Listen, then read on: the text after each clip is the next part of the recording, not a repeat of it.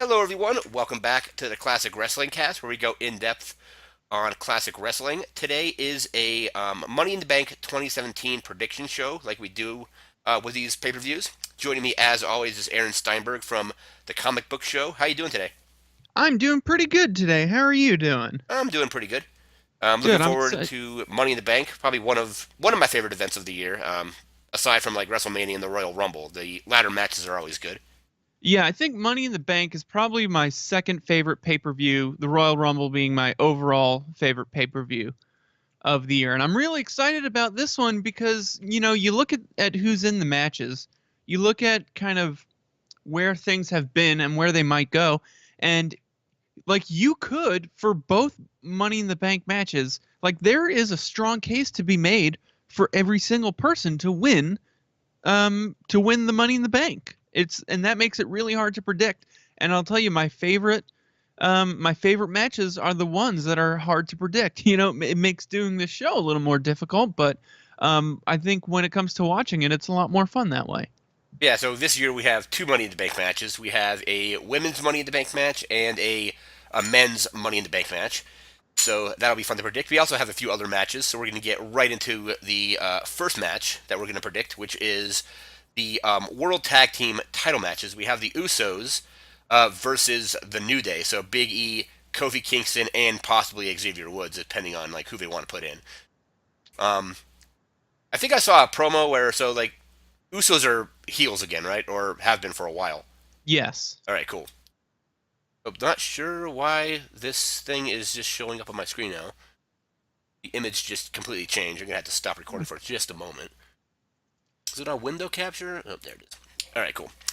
Well, just a small technical difficulty. I'll edit that out or something like that. But All right. anyway, so world title or world tag team title match: Usos and the New Day. Usos being heels, New Day being the faces, even though they were heels for a while. Not really sure who I want to win. I don't really know if I want the New Day to have the titles again since they had them for so long, not too long ago. I mean, I guess it's been maybe like 5 or 6 months, but they broke the tag team record and now are going for the title again. So I'm not sure if I want them to win and have like, even if they win again, they're probably not going to have a reign that long again. Yeah, I don't know, because it seems like in the modern contemporary WWE, title reigns don't last that long.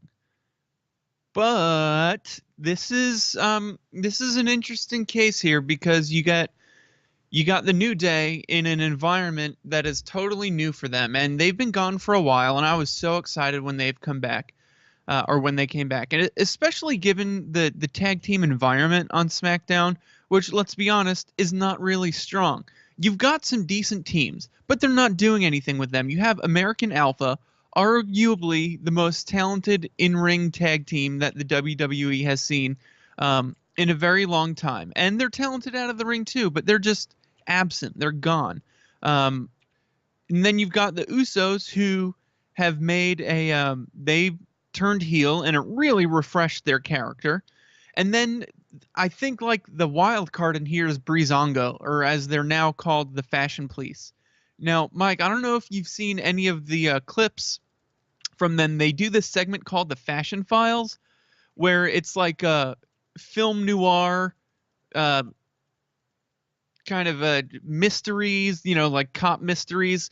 It reminds me a lot of in the Star Trek: The Next Generation, the holodeck episodes where Picard would be that private investigator. I forget what his name is. I think it's something like Dixon Hill, and there's only a few episodes that do that. But yeah, it's like kind of like the Humphrey Bogart mystery movies of like the 1940s or whatever decade that was.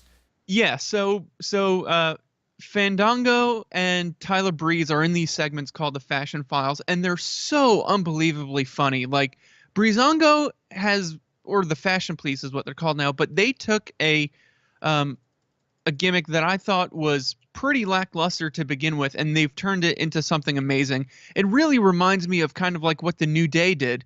When the New Day first um, debuted as the New Day, everybody hated them. They were boring, and they turned it into something amazing.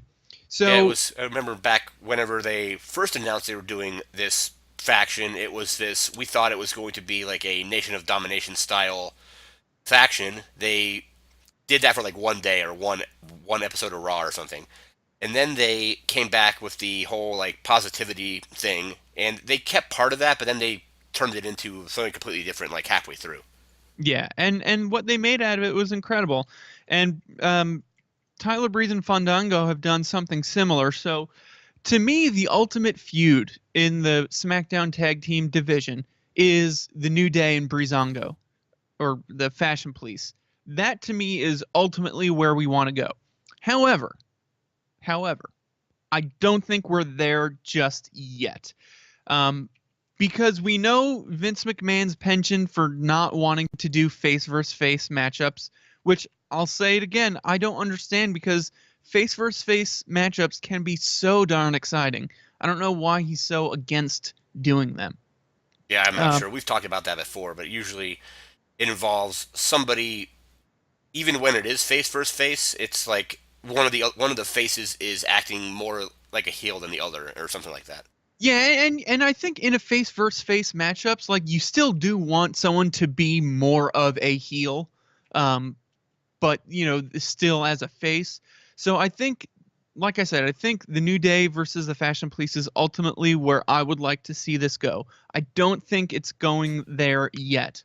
Um, the Usos have been, I'll say they've been good, not great. Their promos are weird, and they call SmackDown the Uso Penitentiary, which I just okay, that's fine. They It have just this it just weird. sound it just sounds silly. Yeah, it's like it's the gimmick is fine. It's just sounds silly. They're supposed to be like gang members, I think, is their gimmick, which is fine. I think the Usos are going to win this one because what I would like to see is the New Day to win the tag team titles at SummerSlam. Because if you remember, that's when they won them. The New Day won their titles at SummerSlam, and that's what started their longest reign. Yeah, SummerSlam from I think it was like 2015 or whenever. I think it was 2 years Yeah. ago.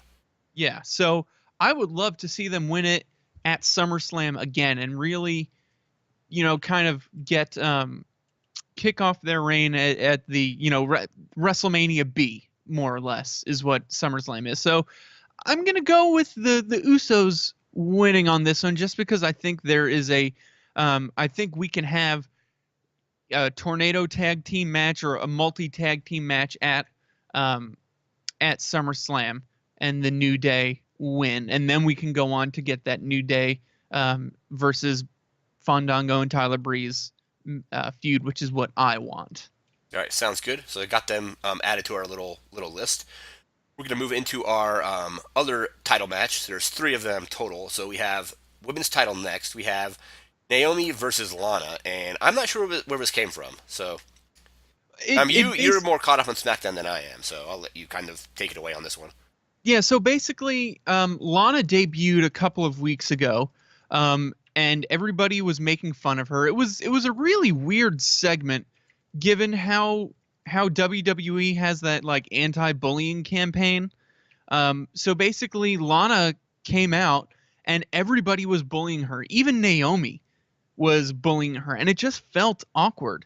Yeah, it's weird. Because Like we've mentioned this. This is not related to Money in the Bank or even SmackDown, but um, like on Raw, there was one Raw where Rusev was just like talking, and Roman Reigns was like making fun of his family, and it kind of goes against the whole anti-bullying thing as well.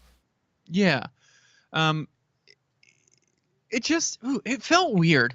But basically, so Lana was like, "I deserve a championship match," and Naomi was like, "Baby girl, you haven't even wrestled. Can you even wrestle? Do you even know what to do?" Like, just really bullying her.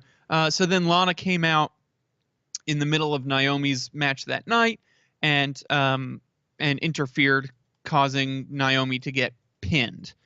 So, being that this is um, or this would be Lana's first match. I highly doubt that she would pin Naomi or somehow win the championship belt from her. Yeah, or Uh, if she did, it probably would be like wouldn't be clean. yeah, if she did, it would be perhaps the dirtiest finish to a match we might have ever seen. just because I don't think you can make a case for someone beating Naomi on their debut match. I mean, I get that's what happened with Paige and AJ Lee, but that That was it's a little weird to bit say that. different because that was a call up to the main roster, and I think at that was right after WrestleMania as well. Yeah, it's different, and it's also weird to say that like that was a different era of women's wrestling, but it really was. Yeah, I Um, mean it was still a year, like maybe no, it was that was 2014, so that would have been a good probably like year and a half before this whole like women's revolution like started happening before like all the NXT women were like in the main roster. yeah, and plus, I think there when you to a lot of these championship matches are contingent. I think like the Money in the Bank results and the championship results, I think have a lot to do with each other. You can't really make a prediction for a championship match without kind of factoring in the Money in the Bank. So um, I feel like there are a lot more engaging and interesting options having Naomi as the champion um, when when you consider who can win Money in the Bank and kind of what the options coming out from that are. Because if you have Lana win the championship, then you can have face versus heel because Lana at this point is a heel, which is weird because everybody loves to chant "We want Lana," um, but you don't want to have a heel versus heel. As good as a face versus face match is, heel versus heel matches do not work on any level because you want both of them to lose, but obviously both of them can't lose. One of them has to win. So I think if you have Naomi, you can have the face versus face, and you can have a heel versus face. Um, so I think it's just there's nothing that would lead me to believe that Lana would win this match. Right. Yeah, I agree with that. So I'll go with Naomi winning as well. We have one other title match. So this is our third match. We have Jinder Mahal versus Randy Orton. This is a rematch from I think it was Backlash, like two pay-per-views ago, Yeah, I think, or yeah, yeah, it was. so Backlash rematch. I missed that pay-per-view, and I think I was working or I went to see Guardians of the Galaxy or something like that, and I came back, was checking Twitter, and I was just like saw this whole thing about Jinder Mahal winning, and I'm like what? Yeah, this is But so weird. it Jinder Mahal went from is. like him and well, I guess Drew McIntyre's not there anymore, but Well, he's in he's NXT now, I believe. oh he went back. Okay, cool. I think he was indie for a while and then went back to NXT. But so Jinder Mahal and blanking on the other guy's name, but Heath Slater. oh yeah, he's Slater, right? So they're in the three-man band, and they're like basically the biggest jobbers on the roster at that point, or close to it. And they go away for a while, or and then Jinder Mahal comes back and is immediately the number one contender, which was just weird. Well, And that's the then thing. and He then he wins the didn't come title. back. He didn't come back and immediately become a number one contender. He came back for a while and was a jobber. Like Yeah, and then that's I what think he it was. was became the number one contender when they did the switch Yeah, so it's or weird. something like that. Because I'm kind of yeah. Because I remember he came back, he attacked Heath Slater to get a contract for yeah. It was a SmackDown or it may have been Raw. I don't remember. It was Raw, I think. Beat him up, got the contract, and then was traded to SmackDown and started feuding with Randy Orton and became the champion. Yeah, I've read it's really reports weird. that people think that WWE wants to expand into like the Indian market, and that they maybe felt that putting the title on him would give that a boost. I don't know. That's just one podcast I heard where they were talking about it. I mean, it makes sense because May have even when been on. It may have been the Stone Cold podcast where somebody had mentioned that, and I think Stone Cold like kind of like said that might be possible. yeah, I mean it makes sense when you consider that the dude was a perennial jobber until he all of a sudden becomes WWE champion. Like nothing about it makes sense, and like he got pushed harder than Roman Reigns. Really, like people complain about Roman Reigns being shoved down our throat, but like look at Jinder Mahal here. He was just jobber to the stars, really, and then all of a sudden he's champion. Right. I don't like Jinder Mahal whatsoever. His promos are absolutely terrible. Like we think Roman Reigns is bad on the mic. Jinder Mahal is exponentially worse. He's not good in the ring. His match against Randy Orton at Backlash sucked. His finishing move sucks, but I think he is going to be the champion for a little bit longer because just Randy Orton has been phoning it in for a while. Like you can tell, he just I don't want to say he doesn't care, but he's not. It just seems like he's not really making an effort. Um, Yeah, I and mean, he's been with them since like 2002 now or yeah, or I so. So remember. he's been there for like 15 years. Maybe he's kind of over it at this point. I don't know. Yeah, And he's had a couple pretty bad injuries over the past like few years as well. yeah. I mean, he may be trying to stay safe. But the thing is, like, there are just so many more interesting people to be champion than Randy Orton. I look at the Money in the Bank match, and I say I could seriously envision every one of those people as a WWE champion, but I can't. I still have a hard time adjusting to Jinder Mahal. Um, I don't think. I do like the catchphrase though, the "Don't hinder gender" thing. I just think it's kind of silly, but Yeah, it is. I don't know. Um, I told that to I people at work, and they're like, "What the hell are you talking about?" And I'm like, "Oh, I don't know." Yeah, don't hinder the gender. That's the thing. You know, I don't see Randy Orton winning here. Especially in front of the hometown. The WWE really likes to make hometown heroes lose. It just seems like the past few uh pay-per-views that were in someone's hometown, they've lost.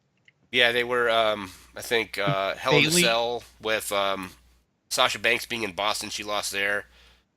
Bailey lost in her hometown as well, yeah. and so on. So that informs my decision. Yeah, I just um I just don't think Randy Orton's going to win. I think Jinder Mahal is going to retain the title and continue to be a terrible champion. I will say this, though. His gimmick is cool. I really like the idea of, they call him the modern day Maharaja, um, which I Googled, and Maharaja is an Indian prince. I didn't know that. But basically, like, they roll out the carpet. He's got the Bollywood boys following him around, looking like super stereotypical Indian, like, you know, douche bros. It's a cool gimmick. I just wish Jinder Mahal himself was better at literally everything that is wrestling, talking in ring. He's just sucks at all that stuff. But like I said, I do think he's gonna win here. Yeah, I mean, and um, he'll get better at that stuff down the line. I mean, you would hope so, but we'll have to wait and see. Yeah. All right, so I got him written down as well. We're gonna move into our Money in the Bank matches.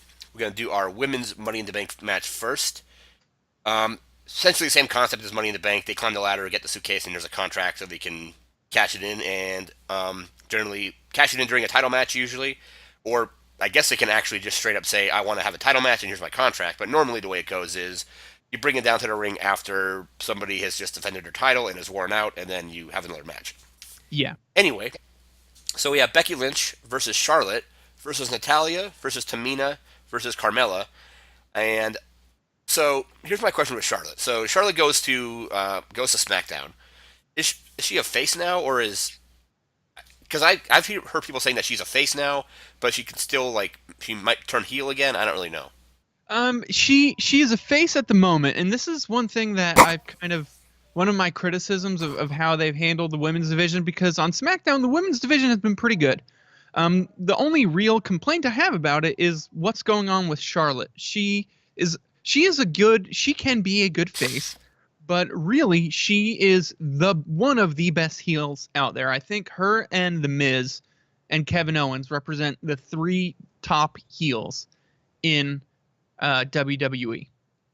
Okay, yeah, because I remember like the last time they had a match, it was not the last time she had a match, but it was one of the last pay per view matches where it was she was teamed against Becky Lynch, and I was like, weren't her and Becky just? I mean, again, this is wrestling, so like faces and heels change, and alliances and allegiances change like really quickly. But I remember it was Becky and Charlotte and Paige kind of like bailed on them, and then they kind of started having like their own like little friendly rivalry, which turned into a real rivalry, like not a real rivalry, but a kayfabe like rivalry where Becky lost the title or didn't win it, and then Charlotte was heel, and then moves over to SmackDown and becomes a face. Yeah, so I guess they expect us to forget like that Charlotte and Becky hated each other for a while. But you know, that's fine. Yeah, it's. I mean, like I said, it's wrestling, so it's like, It's wrestling. That's what it is. Like as long as what they're giving me is good, like I don't, yeah, it's weird and it kind of takes you out of it when you go, but wait, wasn't she just, didn't they used to hate each other? But like at the end of the day, if what they're showing me is entertaining is and good, it's easy to kind of ignore that stuff. The only thing is, it's like I don't want to say that it hasn't been good because it's been fine, but it could be so much better if they had Charlotte as a heel. Now, that being said, that would really leave Becky and Naomi as your only faces. Um, and then you've got the what they call the welcoming committee, which was the team of Tamina, Natalia, and Carmella, and that was just an absolute abomination. I don't know what it is with like naming that the WWE has such a hard time naming female stables. yeah, it was like Like, what, like PCB was one. There yeah, they was had Team Team Bad, PC, and and Team Bad. That's like okay, that's not the worst. But first they were the submission sorority, and then they're like, oh wait, that's a porn website. We probably shouldn't do that. So they changed it to Team PCB, which is only slightly worse than submission sorority. Um, they just have a hard time naming female stables. So you look at the play, back to the actual match. You look at the playing field here, and we've got Becky really is the only face in this match. yeah, like I said, No, well, Becky Charlotte's and Charlotte, yeah. a face for the moment, but they're probably setting up to have her turn again at some point. I would. Charlotte is so much more valuable as a heel than she is as a face. So when I look at the five women in this match, Becky Lynch, Charlotte Flair, Natalia, Tamina, and Carmella, I think we can automatically rule out Charlotte. And the reason for that is because the whole concept of Money in the Bank goes against Charlotte's character. Charlotte is a dominant heel. She does not need Money in the Bank to beat anyone. And I think like if I'm Charlotte and I'm putting myself in her kind of headspace, using Money in the Bank to win a championship diminishes it like tarnishes my reputation. You Yeah, know? because like if she can win it just on her own, there's no point to use like a cheap, not cheap, but like, and not really cheating, but using a cheap way to win the title. Yeah, like an underhanded tactic. Unless So I unless she gets it and then just straight up does. I think like only a couple people have done this. I think Rob Van Dam was one. He won Money in the Bank. I think this was like 2006. Cashed it in on John Cena, but didn't cash it in during a match. He just said, "Hey, I want to have a match. Here's my contract, and we'll have it at this ECW pay per view in a month." yeah, like I you could can see do that. Charlotte doing that, but I don't see her doing the thing where they come down after the match is over and cashing it in that way. Yeah, but and that's true. But even then, like, because whoever wins is going to have to cut the promo. I could challenge you at any time, any place. Like that doesn't to me that doesn't just seem like Charlotte because Charlotte is like that very grandiose entrance and very she's Ric Flair's daughter. And while Ric Flair was the ultimate like win by any means character, that's not Charlotte. Charlotte is a dominant champion. She doesn't need to cheat. She doesn't need to do anything that would make her life easier because she's genetically superior. She wants to win clean. Yeah, and So she did that for a while when she was coming down with Ric Flair, and I think that actually kind of cheapened the matches that she won. And yeah. then Ric Flair stopped. They stopped sending her down with Ric Flair, and it became more of like, okay, let's just have a straight up match, and I'll beat you. Yeah, and that was the whole point of like their separation was I don't need you anymore to win. I don't need you interfering on my behalf. Um, so I think we can rule her out. Becky Lynch, I I don't know. I don't The think thing Becky with Lynch is Becky Lynch is if she wins, it'll be cool to have her get the title back. But I think being the underdog character, she's not going to resort to using Money in the Bank to get a title match. yeah, I was gonna say Money in the Bank doesn't really mesh with Becky Lynch's character either, because it's not in the same vein as Charlotte, where Becky is dominant because she's not. She's an underdog, but the character that they have for Becky is like she is, she's a goody two shoes. She follows the rules. She likes things to be fair, and it just doesn't seem like that's her style. Now you look at Dean Ambrose when Dean Ambrose won Money in the Bank. He did, right? Yeah, he won last. He won last year and Yeah. cashed it in the same night. Well, so Dean Ambrose won the contract, and then Seth Rollins beat Roman Reigns for the title, Oh and yes, then yes, that's right. the cash in was like later in that match.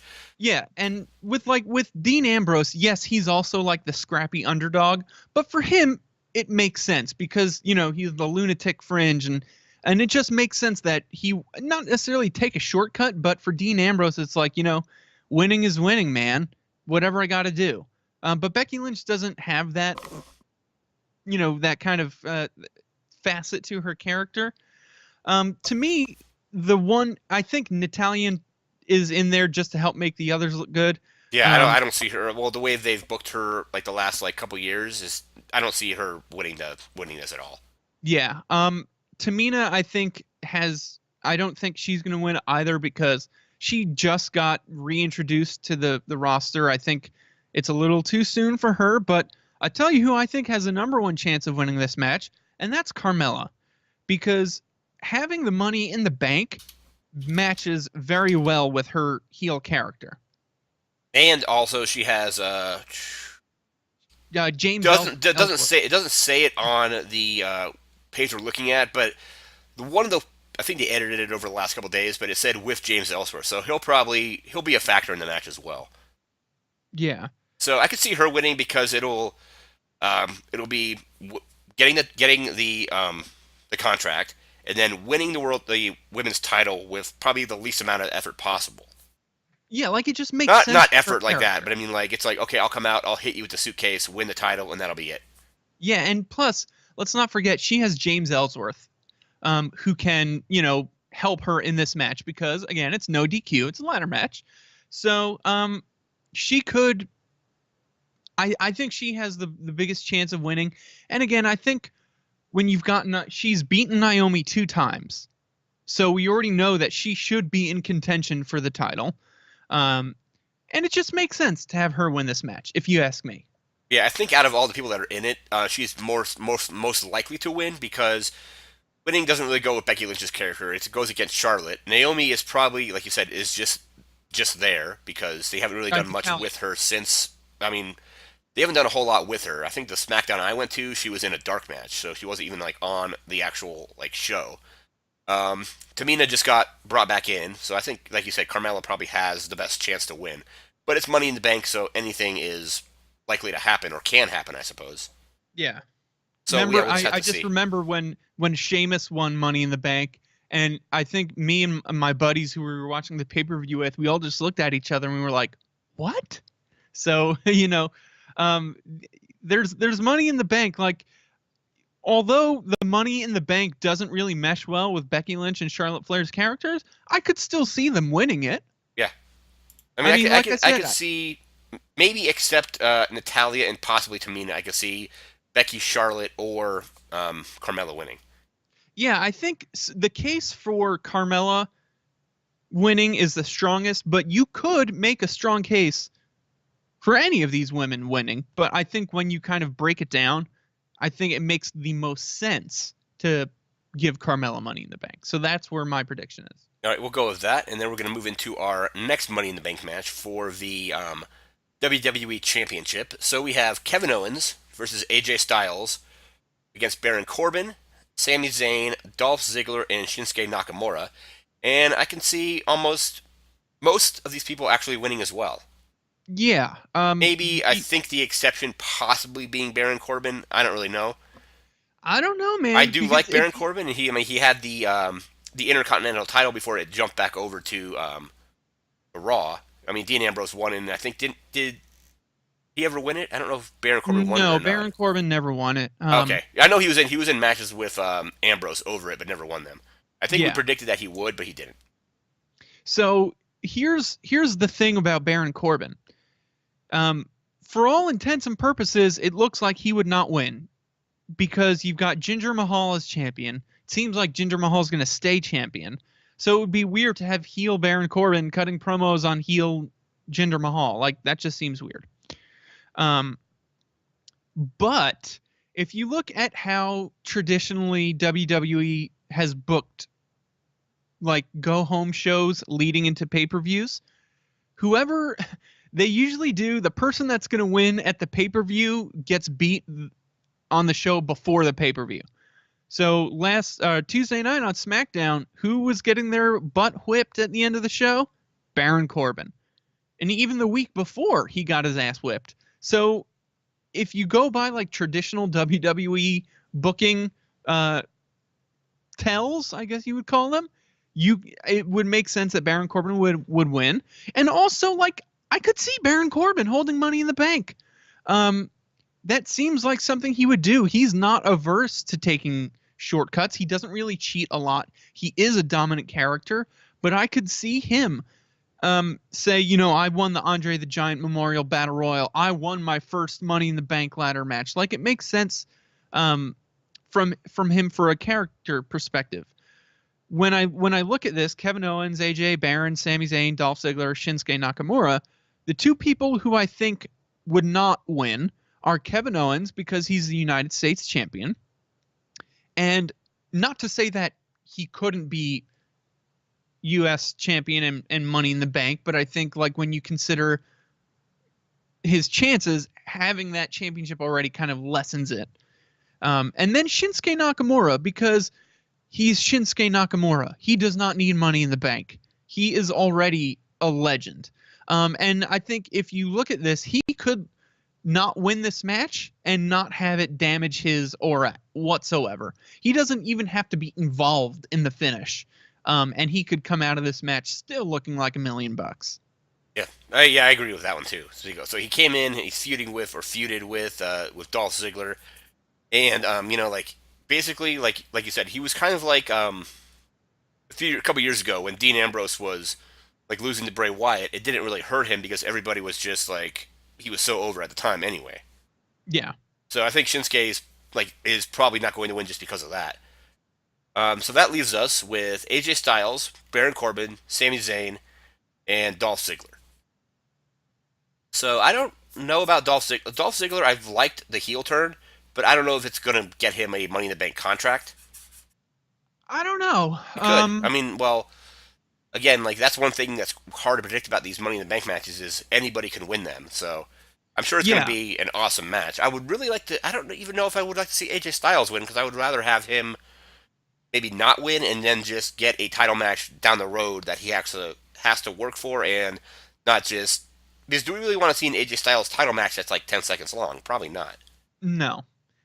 Um, I mean, I think he could do that if he wanted to, but I would rather have him like put on like a classic match like with John Cena for the title than just come in, cash in, and leave. Yeah, and that's not to say that he couldn't use his Money in the Bank to set up a match like that, but I think Money in the Bank is more effective when it's like the surprise I'm cashing in moments.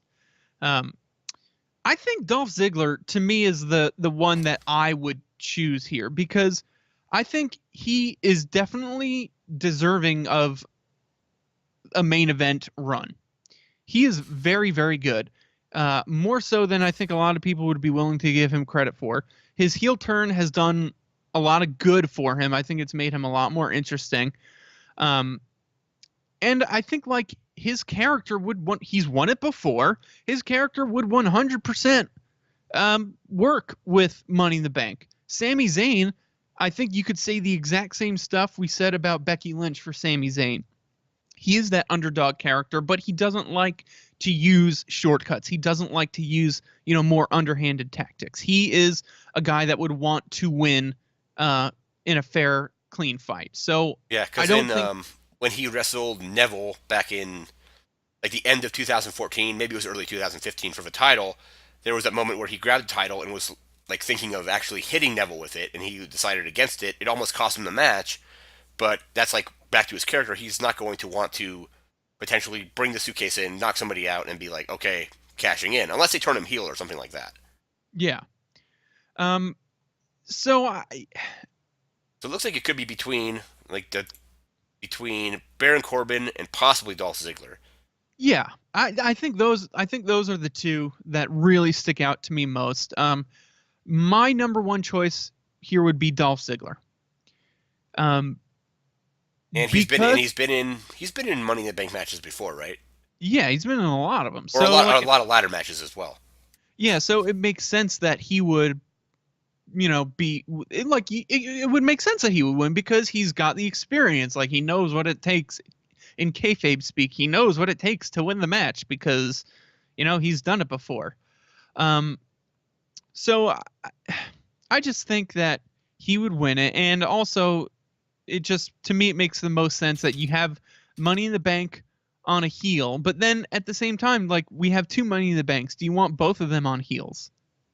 Because it would be, according to us, it would be Carmella and And and Ziggler. Dolph Ziggler. But then again, if Dolph Ziggler is winning Money in the Bank, um, again, and the champion is what's his name, Jinder Mahal, it's 100% possible that Dolph Ziggler can be more of a tweener than Yeah, I a suppose. straight up heel. Or if somewhere down the line, like later in the year, Jinder Mahal loses the title because you have a year to cash it in. That's true. So even if Ziggler wins and eventually the title's on a face at the time, let's say he cashes in, 6 months from now or something like that, it may be a different champion, so you may be able to cash it in on a face, or even maybe it's still on a heel, and Ziggler turns face like before cashing it in, so they can do that as well.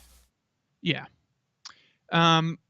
So yeah. All of those things being said, I think Dolph Ziggler has the greatest chance of winning. Now, I'm going to say I think he has the greatest chance because, as you've mentioned, this is Money in the Bank. Anything could happen.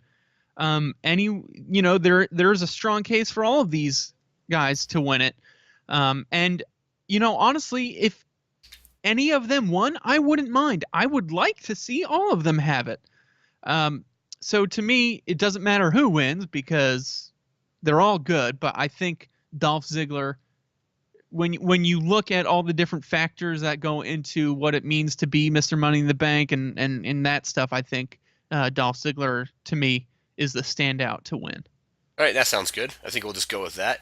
I'm looking forward to at least the two Money in the Bank matches. The other matches will probably be all right too. I'm going to try to watch them Sunday. I'm not sure if I have anything else going on that night or not. If not, I could just catch like the rerun on the network. So I think that's going to do it for these predictions. I want to thank Aaron for coming on and talking wrestling with me. And Hey, why no don't you tell problem. people about your the comic book show? All right. If you like comic books, you like pop culture, check out my podcast. It's called The Comic Book Show. You can find it on iTunes, Stitcher, anywhere you get your podcasts, or you can just go to our website, epiccomicshow.com. We recently, and when I say recently, I mean on Wednesday, we recorded an interview with TJ Cruel, the writer of the Aspen comic, what's it called, Soulfire and Journey, and a bunch of other cool stuff. So if you want to hear his take on writing comics and what it's like to work for an independent comic publisher, I highly recommend you checking that out. All right, sounds good. There's going to be a link to the podcast in the video description, and you can follow Aaron on Twitter at Aaron Steinberg. You can follow me at Iceworm. That's going to do it for this prediction show. I again want to thank Aaron for coming on. We'll be back in the future with another pay-per-view prediction show. I'm not sure which one we're going to do yet, but we'll let you all know on Twitter or something like that. And until next time, I want everybody to take care. Take it easy.